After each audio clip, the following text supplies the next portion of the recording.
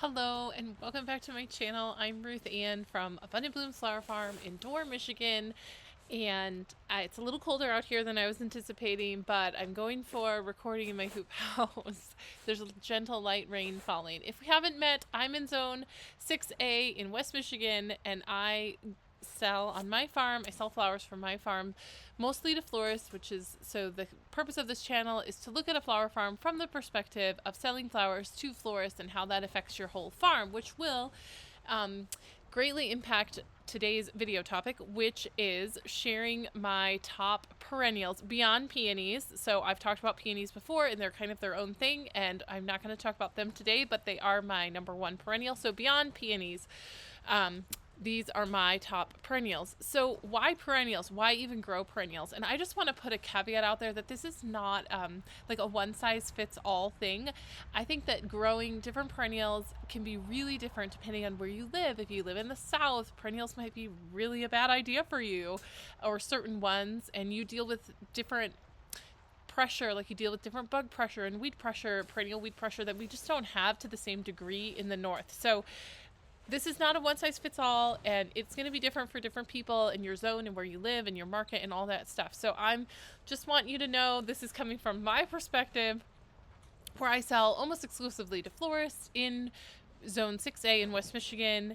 And so this is where that's going to come from. This is the perspective. So a lot of people grow perennials for what's called, well, what we call in Michigan, the June gap, which for you might be a different time. It might be a May gap, but basically it's that time when your spring bulbs are done blooming and your summer annuals haven't started to bloom yet. So here in Michigan, that's our June gap. So your peonies are done almost, and all your bulbs, tulips, daffodils, they're all long gone, right? So what can you grow, or what can bloom in the meantime? And perennials can really fill that gap period. They can be more reliable than annuals, and they can be less dependent on weather or less affected by weather extremes. They can be more drought tolerant once established, and some of them can last a really long time with very low maintenance. But perennials still require work. They need to be watered, especially when they're young. They need to be weeded. They need to be fertilized, and sometimes certain perennials need to be divided every couple of years, which can be a lot of labor.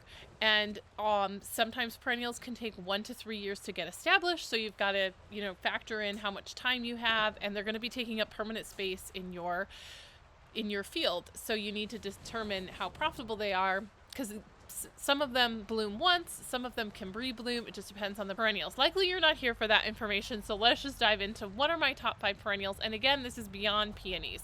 I think peonies are my top perennial. I have 2 videos all about peonies that I just did. I will link to them in the description below. So let's just get started. And these aren't necessarily like numbered in 1, 2, 3, like order of priority. These are just the top 5 on my farm and what makes them my top 5. So the first one I'm going to talk about is Yarrow. Yarrow is a short-lived perennial, and it often will grow for about 3 years and then gets tilled under and replanted. It's extremely easy to grow from seed, which is helpful and helps with the cost of things. It's also first-year flowering, which is great because you can get flowers off of it your first year. You don't have to wait several years to even, get a product from it. And it will flower first year from seed, which is great. So what flower farmers often do is they'll have it for about 3 years and then they till it under. And the reason is, yes, I think you could divide it and that kind of stuff, but that is so much work and maintenance compared to how quick and easy and cheap it is to grow this from seed. It's way easier to till it under. And you might be thinking, well, maybe it looks so great in year 3, I'll just let it go into its 4th year. Yeah, I had the same thoughts and I tried that, and guess what? It didn't work. What happens is, I believe they're just getting overcrowded and the flower heads get small. I mean, like very small. So they go from like, a nice big flower head to like really small, which obviously your florists aren't going to want that. They don't want flowers this big. They want them this big. And if you're trying to get something this big and they're this big, it's going to take you 4 times the amount of flowers to get this kind of coverage in your bouquets. So it's just not worth it. I tried. So till it under, restart. What I typically do is you can start them in the fall and plant them. and you can start them in the spring and plant them, and then you can have them going into their second and third year, and that actually helps stagger the bloom time a little bit. So I have found that really helpful. So for example, I planted some last fall. I actually have some started right now. They're the first seeds that I started so far in this 2025 season. They're inside growing, so I'll have fall planted stuff, spring planted yarrow, and then I have yarrow that's going into its second or third year out in the field. So that will stagger my bloom time, which is great. They come in a lot of really great colors. I mean, really great colors. And they're very easy to grow. So here's a few tips. The first year, I plant my yarrow into landscape fabric. That's about 9 inches apart. And then I let it grow the whole year, and you will have to weed it once or twice, but it doesn't get too terrible crazy. Then in the fall of that first year, or the spring, I cut it back and I pull the fabric up, and then the flower, and then the yarrow will spread and then fill in that whole space, and you'll have no weeds essentially, and it'll spread through the holes, and you can still get the fabric up if you wait until that first year, end of the first year. You can still pull the fabric up more easily. Otherwise, it kind of is crazy. So helps with weeding, and then after that, pretty much I don't have to weed because it fills it in. So that's really helpful. So one harvesting tip with yarrow is you can actually wait to harvest it until later in the day. Something with the carbohydrates and the sugar, and the plants like to be harvested later in the day. So if you have a lot of other things to harvest, this is really helpful because you don't have to harvest this immediately in the morning. You can wait, which is always helpful. So this is different than most everything I cut. I usually clear cut yarrow. So I take a sickle and I just slice, big sections of it that are in bloom. And then I'll put a video in because I have a time-lapse video of me doing this last summer. I process the yarrow, and I actually don't even put it in water in the field because typically it's the last thing that I'm harvesting. So I just clear cut it and bring it to my processing area, where then you'll see in the video I strip it and grade it. So I'm cutting everything, remember, so there's things in there that are too small, or maybe they're damaged, or maybe they're too immature, and so I'm composting all of that, stripping it, and then I'm going to rubber band it and put it in water. So that's kind of my pro tip for processing yarrow. I chop it off with my floral chopper, and then I rubber band them and put them in water. Okay, be careful because yarrow really self-seeds very easily, and you will find it essentially everywhere on your farm. And so cut it back before it goes to seed, or just know that you're going to be having it. It is pretty easy to manage if it spreads, if you cut it down, like just mow it down. We do that. We essentially have this pathway that's all yarrow, and it's not too terrible to maintain. So we just cut it back, but just be careful of that. A few of my favorite varieties are Summer Berries, Colorado Mix, Love Parade, Cloth of Gold, which is the really dark yellow, and then there's like Cherise Queen and a few others that I'm excited to try this year actually.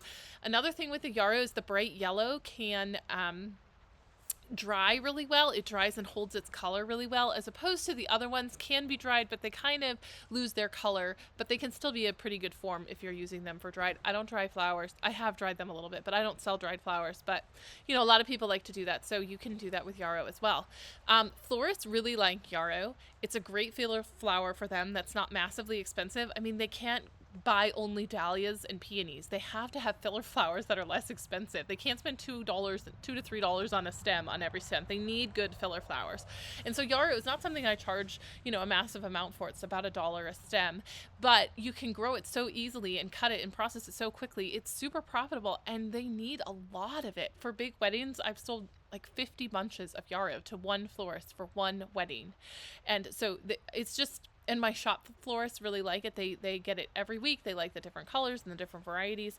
So it really is great. And then it blooms in June for me really well. And then the subsequent plantings, like from the spring, will plant a little later, and then it can even rebloom later. I usually have gaps without it, but it's still a really great perennial, and it was one of my top flowers of sales of all my flowers that I sold. I think it was number 2 of 2024.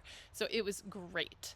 Next, we're going to talk about one I almost didn't put in here because I don't want to disappoint people, but I have to talk about it because it really is one of my favorite perennials on my farm, and it is called Solomon Seal, or Polyganthum, or Polygonatum. I don't really know how to say that, but Solomon Seal is its common name. So the reason why I almost didn't include it is because people I have noticed in my flower farming Facebook groups and the AFCFG group people have had a really hard time sourcing the roots, particularly of the variegated Solomon seal, which is actually the variety that I have and really, really love. So there's two varieties that I'm aware of. There's a variegated variety, and then there's a solid kind of darker variety.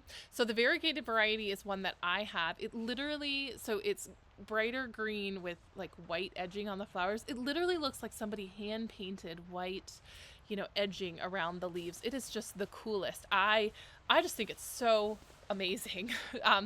So it does like shade. So I hardly have any shade. So I have this planted solid under my deck and on the south and on the east side of my house, right? So it's facing east, so it gets the afternoon shade.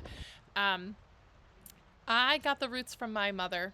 When I started learning about flower farming 5 years ago, they talked about the Solomon seal. I didn't know what it was. And then I saw pictures of it, and I realized that my mother has an entire massive solid patch of this in the back of her house, which she didn't know was good for cutting either. And so she was giving it to me and splitting it, and then I split it.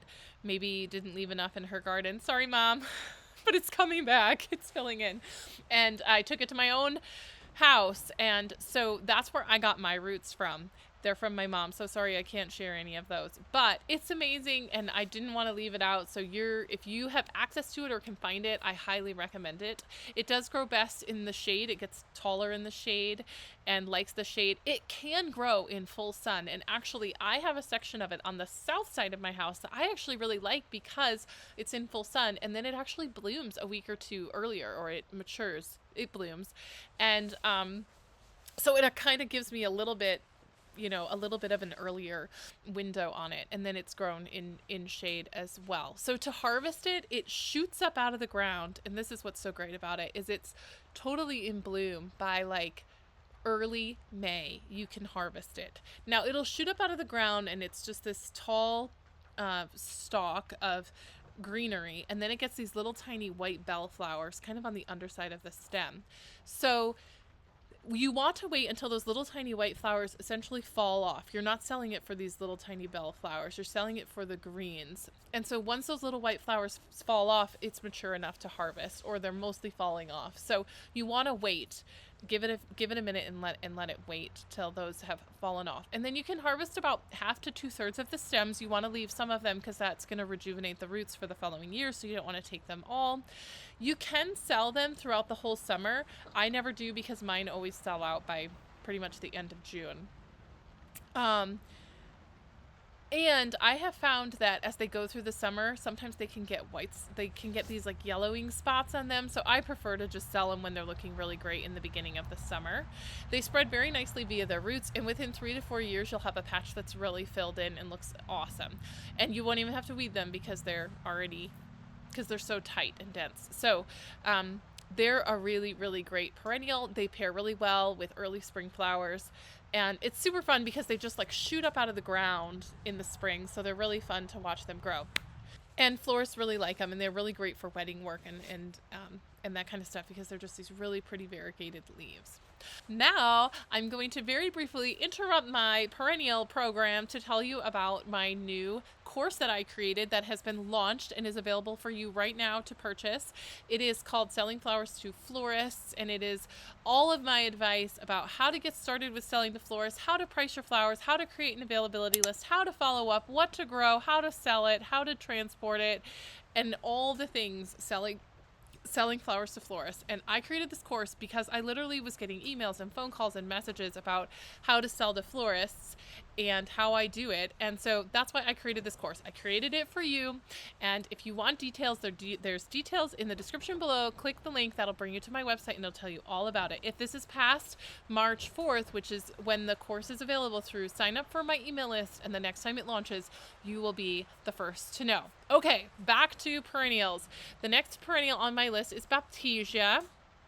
Okay, so Baptisia is a really, really, really amazing plant. Again, helps fill that June gap after the bulbs and before your summer annuals. Mine blooms like mid to late May, kind of right as peonies are beginning, Baptisia ends. They are a huge spike flower. I mean, they're like 4 feet tall. Florists love them. However, just know that florists don't realize how many colors they come in. They come in these awesome colors, like so many different colors that Baptisia has been bred in now. Most of my florists don't know that they come in all those colors. They think of Baptisia as blue, possibly yellow. So if you have some of the cool new colors like purples, and there's like a mocha color, which I don't have, although I want to get. And I mean, there's just an array of colors that have come out, which are really awesome. So just be aware, your florist might be familiar with Baptisia, but they might not know all the cool colors that you have. So just make sure that you educate them and let them know you have colors beyond the traditional colors. So the first year that I've planted them, I get no plants off of them, and I don't harvest them at all. But then by the second year, they grow into pretty large plants that you can harvest off. I take about half of the blooms. You can also sell the foliage, which is great and huge and just branchy and has lots of coverage. So you can also sell the foliage, and florists really like it because it gives them a lot of coverage for their designs. You can also sell the seed pods in the late summer, early fall. They're black. I've never really sold a lot of them, but I know people that do. So I would say Baptisia is just a really, really great flower, and it gets better and better. Every year it's going to put up more and more stems. I planted mine into landscape fabric, but just be aware, as they grow older and bigger, you're going to have to make your landscape fabric larger. So I had to come in last spring and burn the holes bigger because they were definitely underneath the landscape fabric. So they spread into a bigger and bigger clump, but they are clump forming. So they don't spread, via rhizomes. They just get a bigger and bigger clump. So they're a great, great perennial. Can you hear the rain? Okay, the next one on my list is phlox. I planted phlox a couple years ago, and last summer I had it for the first time. So I got my phlox from Walter's Gardens, which you can get through Ball Seed if you're a wholesaler. So just be careful when you order phlox, though. There are a lot of varieties of phlox. There's creeping phlox, there's phlox that's 4 inches tall. So just be really careful when you're ordering that you're ordering tall garden phlox. And you want to look for varieties that are powdery mildew resistant, because that's a real problem with these plants, but there has been a lot of breeding to make them better. So I have 3 varieties of phlox. I have a white variety called Backlight. There's also an older variety called David, and I actually think Backlight's not available anymore, but just find the newer breed, the more improved version of the white tall garden phlox. And then I have 2 other varieties. One is called Fancy Girl and one is called Garden Girl, and I'm actually not sure which really is which. They're very similar, and this is not very helpful, but one of them gets really bad powdery mildew and the other one doesn't, and I don't know which is which, so I'm not really sure which one is the good one. But I am letting them go this year, and I'm going to see how they do. But if the one variety doesn't do well and continues to get powdery mildew really bad, I'm going to just rip it out and plant more white. The white was really, really popular, and I sold it all. One really nice thing about phlox is that it blooms in like late June, and then it reblooms if you cut it all the way. You can cut it down to like pretty short, like 4 to 4 inches or almost down to the ground, just leave a couple of leaf nodes. And then it reblooms in the fall with really pretty tall stems. If you only are cutting it and you're leaving a good amount of stem, then it will rebloom, but you'll get these short branchy stems. So it's going to branch from wherever you cut it. So cut it essentially down to the ground, and you'll get tall rebloom stalks off of your phlox. So that's been my experience with phlox, and it's really great, and my florists really like it, and it has a really pleasant scent to it that's not very overpowering. So the next one on my list is mountain mint. So there's multiple kinds of mountain mint. So I got my mountain mint, I grew from seed from Johnny's, and I just checked their website. It is the only mountain mint that they have. I'm not even going to try and say the name, but there are many kinds, but this is the one from seed from Johnny's. I started this, I think, at least 4, maybe 5 years ago. It really takes 2 or 3 years to really be established and to be able to cut a lot off of it, but it is a great perennial. I don't think it's the easiest to start from seed, but I did do it, and I have some. So it blooms in like mid-July, and it can be cut over several weeks, which is always super great and helpful if you have a plant that you can cut over a longer period of time. It just makes the plant more flexible, giving you a longer harvest window. So for harvest, I wait until the flowers are blooming and there's like these white little sepals that kind of start to fall off, and then it's mature enough to harvest it. If you harvest it when it's too floppy and not mature enough, it'll just wilt. So you have to wait till it's tall, mature enough. They are really easy. I just cut them back every fall and they come back every spring. I almost never water mine now. They're pretty drought tolerant, but like I said, they're 4 or 5 years old. Again, like the Baptisia, so it's just grown for its greenery, not its flowers.